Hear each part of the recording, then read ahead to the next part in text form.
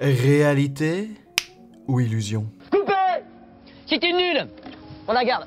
Salut! Après une première vidéo recontextualisant dans le temps l'homme et sa performance, d'ailleurs si tu l'as pas encore vu, je te mets le lien en vignette ou dans la description. Comme promis, voici la deuxième partie de ma chronique dédiée au King of Comedy, et c'est à travers l'esquisse de son 15e album, sur base d'extraits comme d'habitude, que je vais tenter de t'expliquer pourquoi ce spectacle marquera à jamais la scène humoristique américaine, et pourquoi celui-ci devrait tout simplement être l'œuvre de référence pour tous les amateurs de stand-up. It's one of the best ever, without a doubt. C'est Driss, et aujourd'hui je vais te parler du spectacle Wanted de Richard Pryor.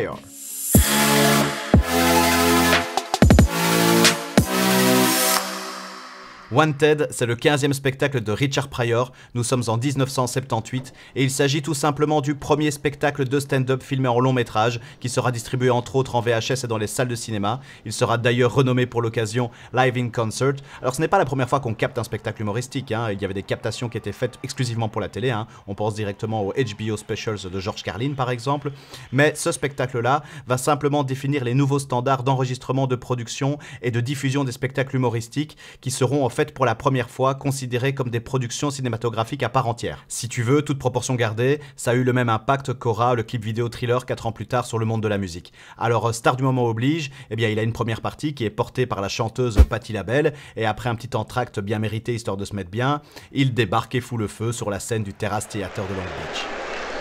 White people, this is fun part for me when the white people come back after intermission and find out niggas done stole their seats.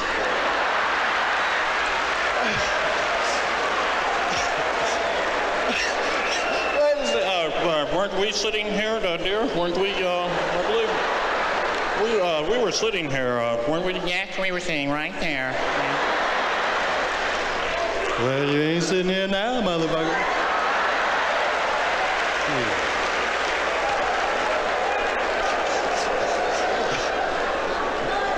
You ever notice how nice white people get when there's a bunch of niggas around? Right, they get outside, they talk to everybody, right? They say, hi, how you doing?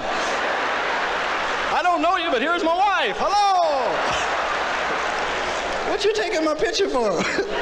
Who you gonna show it to? They say, I got a picture of Richard Pryor. Who gives a fuck?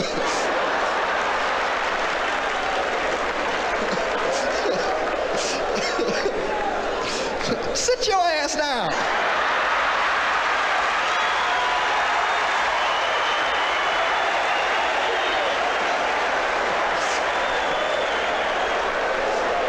Motherfucker, sit down. You know you ain't got no film in the camera. You just bullshitting, just flashing, ain't nothing flashing. Sit your ugly ass down.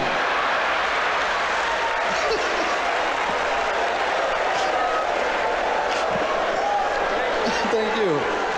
Alors ce qui peut te paraître étonnant, c'est que même si c'est la première fois que tu découvres Richard Pryor, eh bien son style il devrait être familier, et ça c'est uniquement possible parce qu'il a marqué de son empreinte au fait toute la scène humoristique moderne. Fini les blagues et les histoires inventées de toutes pièces, les parodies et les imitations directes, là on est vraiment dans le réel. Il va rebondir sur ce qui se passe dans son public, créant si tu veux un petit peu les premiers faux dialogues, cette illusion de proximité dans les pas de Lenny Bruce, qui te donne l'impression que l'artiste discute avec toi, que c'est ton pote et que vous êtes dans son salon. Technique qui deviendra d'ailleurs une des caractéristiques principales du stand-up américain. Alors si tu regardes ça aujourd'hui, ça peut te paraître plutôt classique, tu vas dire c'est vu et revu, mais ce qu'il faut bien que tu te dises, c'est que pour l'époque c'est totalement innovant, il y avait vraiment personne qui faisait ça, et encore moins un afro-américain. D'ailleurs c'est tellement moderne qu'en vérité ça n'a pas énormément vieilli en fait. Crois-moi, il n'y a pas beaucoup de spectacles de plus de 40 ans, alors à quelques exceptions près bien sûr, mais dont la forme et le contenu passera encore si bien aujourd'hui. D'ailleurs il faut pas remonter si loin. L'autre jour, je me promenais dans la rue avec mon père.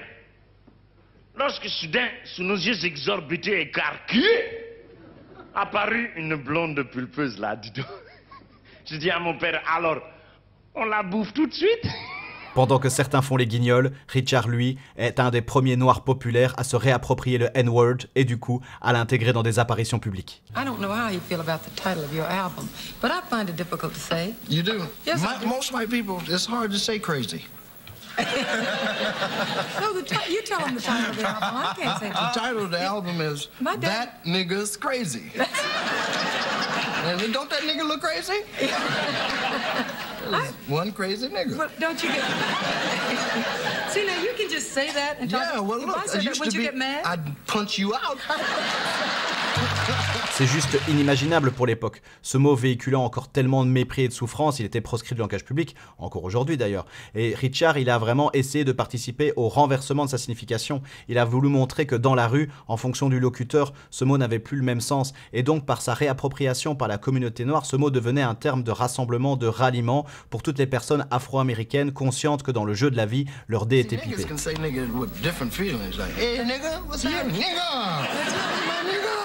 When white people say, hey, nigger. Come here, nigger, I'm gonna tell you something. See that tree? Go hang yourself on it. Repositionne-toi dans l'Amérique puritaine des années 70, avec des relents de racisme, et il débarque sur scène, il tacle les blancs, les noirs, et commence à envoyer du shit, motherfucker, kiss my ass, tout le champ lexical qui avait causé tellement de problèmes à Lenny Bruce 10 ans auparavant. Et en fait, tout le talent, c'est qu'il va réussir à enlever toute cette dimension d'agressivité qui était inhérente à ces mots, jusqu'à leur donner un ton chantonnant. Alors évidemment, cette popularité transversale a fait de lui un homme riche, et vu son passé compliqué, comme tu as pu le voir dans la première vidéo, eh bien il avait tous les éléments pour craquer. Et évidemment, voilà, il était abonné à toutes les salopes. Il était un grand consommateur de cocaïne, d'héroïne, d'alcool, il enchaînait les mariages comme les fardes de clopes, et donc ce n'était pas rare qu'il fasse la une des tabloïds. The charges stem from an incident yesterday when Pryor reportedly argued with his wife and 2 house guests. He allegedly rammed his Mercedes into the guest's car when they tried to leave, then fired 10 shots into the car. Eh bien, au lieu de se morfondre et de s'en excuser, il utilisait ses frasques comme matériel dans ses spectacles, ce qui conférait une dimension d'authenticité que tu ne retrouvais jamais à cette échelle auparavant. Cela le rendait tout simplement humain, et le public l'aimait pour ça. I don't want to never see no more police in my life at my house taking my ass to jail for killing my car.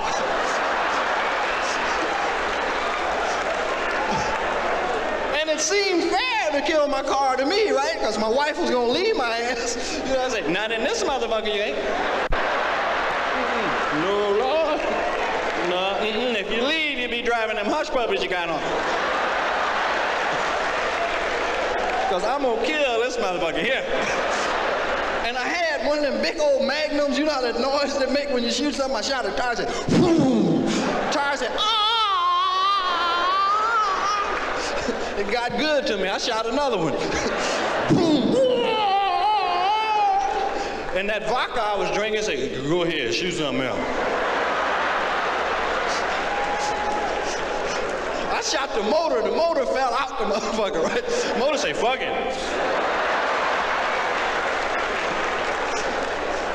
And then the police came, I went in the house. Because they got magnums too. And they don't kill cars. They kill niggas. Franchement, elle est pas parfaite celle-là. En plus, pour une fois, la traduction, elle est pas trop dégueu.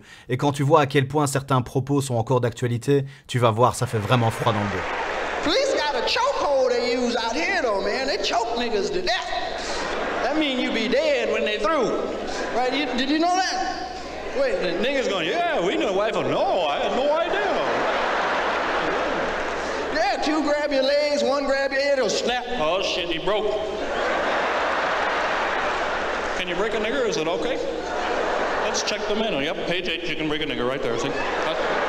Let's drag him downtown. Okay. Ça calme, hein. Alors après, je sais pas si t'as capté, et tu le verras lorsque tu materas sa représentation de 70 minutes. En fait, il n'y a que très peu de silence. Les gens ne font que se marrer, mais ça, c'est parce que la représentation, elle est super riche pour l'époque. Les gens n'avaient vraiment pas du tout l'habitude de voir ça. Pour toi, ça pourrait te paraître normal maintenant de voir un gars monter sur scène, qui enchaîne tranquillement avec une maîtrise du storytelling et du rythme, le fait qu'il soit sorti de prison, qu'il ait pris de la drogue, jusqu'à remettre en scène des dérapages sous alcool, en ponctuant cela par des imitations humanisées d'un pneu qui se dégonfle, d'une bouteille de vodka au conseil douteux ou d'un moteur qui rend l'âme. Il faut bien te dire que c'était il y a plus de 40 ans et qu'il n'y avait personne qui allait chercher des rires dans ces zones-là. Et c'est là que tu ne peux que constater au fait le génie de cette prestation, parce qu'il ne va pas se contenter de nous raconter les frasques de sa vie, il va les mettre en scène en réinterprétant les éléments clés et en réussissant en fait à rendre comique une histoire qui au moment des faits était plutôt tragique et bien au-delà d'un comportement socialement acceptable. Bien qu'il excelle dans l'humour transgressif, ce serait une erreur de le réduire à cela. Il ne va pas que partager avec nous ses déboires liés à son mode de vie frénétique, il va aussi traiter de sujets beaucoup plus triviaux, beaucoup plus légers, mais tu vas voir, ça reste très drôle, c'est vraiment bien amené, et en plus il arrive aussi à conserver vraiment cette dimension un petit peu hyper touchante par moment, mais je te laisse en juger par toi-même en te mettant ce petit extrait où il va partager avec nous les mésaventures de ses animaux de compagnie. I got pets, I love my little pets. I got monkeys and shit. My monkeys died though. Yeah. I had 2 squirrel monkeys. You ever seen them squirrel monkeys? They got them hands, they freak a dog out. They do, they get on a dog and them fingers touch a dog, dog goes, I had one named Fran. I named him Fran because the first time I opened the cage, he ran up my arm and stuck his dick right in my ear. He did.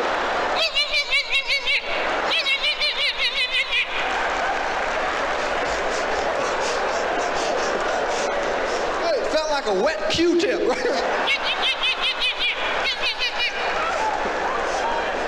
Pissed all on my cheek. I had to throw him up in the ceiling.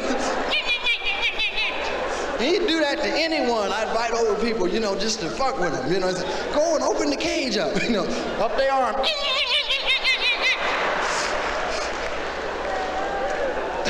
I remember one time this guy from Warner Brothers was coming over. He's going to do a film with me, and he came over and he opened the cage, and I said, "Don't open the cage!" I'm like, Hey, well, you won't be doing any films at Warner Brothers, that's for goddamn sure. Want to get this monkey's dick out of my ear, Rich? Jesus Christ. Come on, dear. Well, put something over my head there. We'll just say it's a hump. Let's go.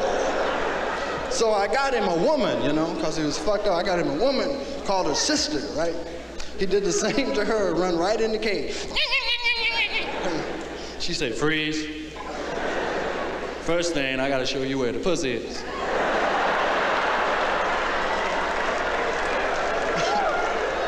And he got him some monkey pussy and freaked. He just went out of his mind, man. At night, he'd be up and unlocking the cage and shit. And then they'd run away and stay 2 and 3 days, right? And you could hear him in the trees. Sometime far away. Sometime up top. Finally, about the 3rd day, he came in. He was fucked up right there.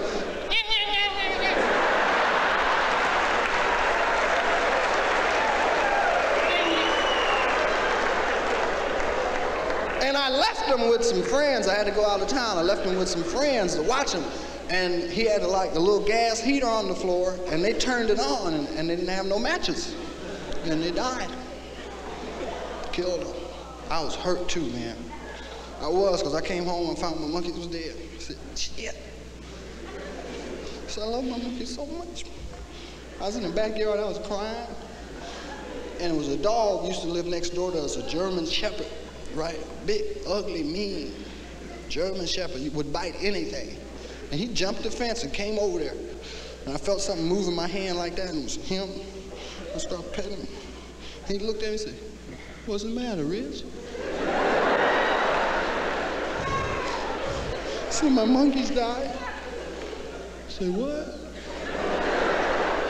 Your monkeys died? Ain't that a bitch?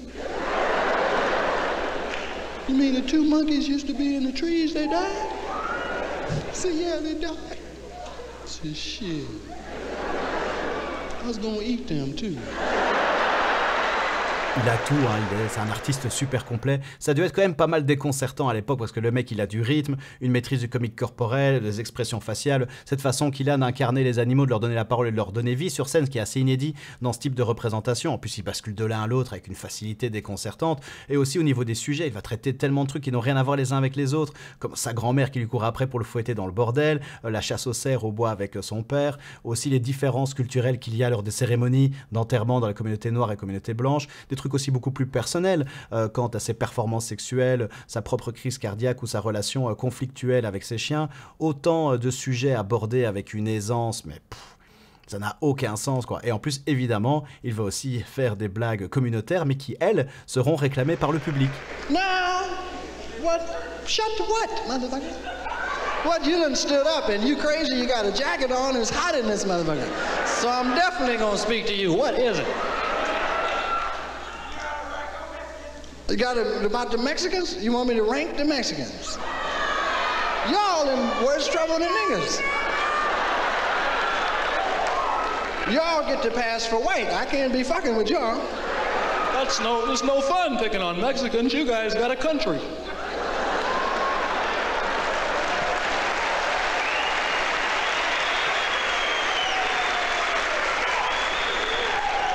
And the Chinese too, the Chinese people here, boy, you better watch out, I'll stick them on your ass. There's 1 billion Chinese, ain't but 40 Mexicans. That's a lot of people, right? 1 billion people? Jesus Christ, somebody in China doing some serious fucking. That's right, they fuck quick too, right?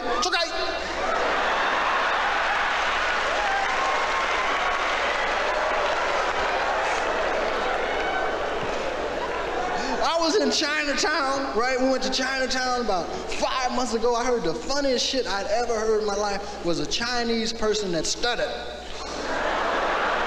I swear, this dude was really stuttering in Chinese. I'm like,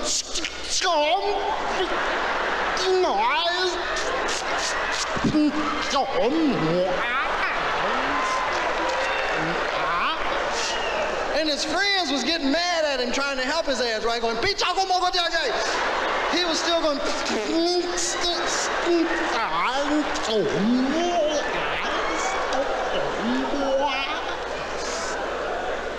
You go to Chinatown, they get mad if you don't eat all the food, right? You go, man, can I have a check, please? Because you got 2 more dishes. Say, man, I can't eat no more of this shit. So you order shit, you ain't shit. Who you think you are, Buster Brown? And they bring you a bill, don't they? You ever see them bills? $48.50 for what? Then they get smooth on your ass, right? Guys, you'll have 2 lobster compliments. Va expliquer à un peuple opprimé depuis plusieurs générations à l'aube de la déségrégation que ce n'est pas politiquement correct de faire des blagues sur un Chinois qui bégaye. Good luck. Je pourrais te mettre tellement d'autres extraits et encore parler pendant des heures, mais bon, il y a bien un moment, il faut arrêter. Et en plus, j'ai même pas parlé de l'impact qu'il a eu sur les networks américains et dans le monde du cinéma. Mais bon, ça je laisse aux plus curieux d'entre vous. Alors je t'invite directement à aller voir ce spectacle. Il est disponible sur Netflix sous le nom Live in Concert. D'ailleurs, je pense que c'est le seul. Alors au fait, il y a eu aussi plein d'enregistrements. Il n'y en a pas eu beaucoup des enregistrements vidéo. Mais par contre, évidemment, je t'invite à écouter ses albums si tu veux un petit peu voir la progression du gars. Alors après, il a encore fait un special qui était live au Sunset Strip, mais si tu veux tout savoir, au fait, il a eu vraiment une descente aux enfers après le spectacle Wanted, et même si son comeback est pas trop mal torché, voilà, je trouve qu'il est un petit peu moins bien. Et au fait, moi, si tu veux, l'image que je garderai à jamais de lui, c'est lui à travers le spectacle Live in Concert qui demeure, selon moi, quand on recontextualise tout simplement le meilleur spectacle de stand-up qui existe à ce jour. J'espère t'avoir donné envie de découvrir cette prestation hors norme. C'est un set qui me tient tout particulièrement à cœur. C'est pas pour rien que c'est la première chronique que je fais en 2 vidéos. N'hésite pas à me laisser un petit message en commentaire, partager un de tes potes, un pouce bleu, ça fait toujours du bien au niveau du référencement YouTube. Sinon, il est très peu probable qu'il y ait d'autres vidéos publiées au mois d'août. Je me fais une petite pause, mais on se retrouvera en septembre. D'ici là, ne te prends pas trop la tête et n'oublie pas de te marrer. Tchuss!